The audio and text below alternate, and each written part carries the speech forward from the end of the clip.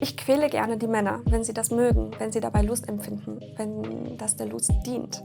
Wenn es aber nicht so ist, mache ich das nicht, würde mir auch keinen Spaß machen.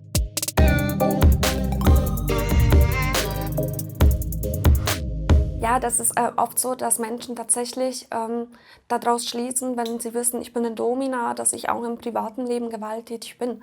Nein, um Gottes Willen, ich würde auch keinem Tier was antun. Ich tue natürlich vielleicht die Peitsche in die Hand nehmen, aber nur in einer SM-Session. Ja, es wird oft so gesagt, dass ich pervers bin, beziehungsweise meine Arbeit pervers ist. Ansichtssache. Man sollte erstmal vielleicht diesen Begriff definieren, was eigentlich pervers bedeutet und ihn erst dann benutzen.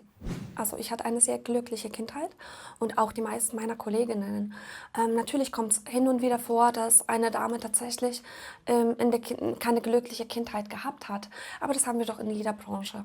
Und das hat damit absolut nichts zu tun. Ja, also psychisch krank würde ich mich auch nicht nennen. Es gibt tatsächlich diese Störung Sadomasochismus. Allerdings bin weder ich noch die 95% meiner Kunden betroffen. Das sind unsere Vorlieben, das sind unsere sexuellen Vorlieben, die wir leben. Und das heißt nicht gleich, dass wir psychisch gestört sind.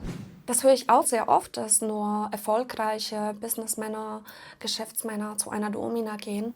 Die Männer, die zu mir kommen, sind zwischen 20 und fast 90 Jahre alt. Bei mir sind Studierte da, bei mir sind Erfolgreiche da, bei mir sind Sozialfälle da. Ich denke, dass es einfach nur daran liegt, dass es natürlich einen Preis hat. Es hat einfach einen Preis und nicht jeder kann sich das leisten.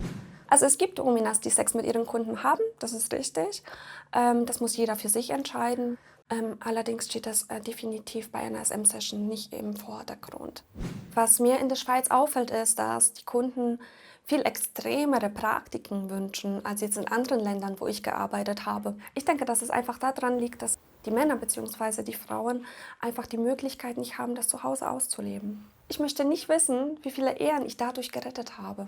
Ich würde mir wünschen, dass ich auch als Mensch akzeptiert werde und auch meine Kolleginnen, dass wir uns nicht verstecken müssen, dass manche Damen, die vielleicht Angst haben, den Familien oder Bekannten zu erklären, was sie machen, diese Angst nicht mehr haben müssen. Einfach nur aus dem Grund, weil man nicht verstanden wird.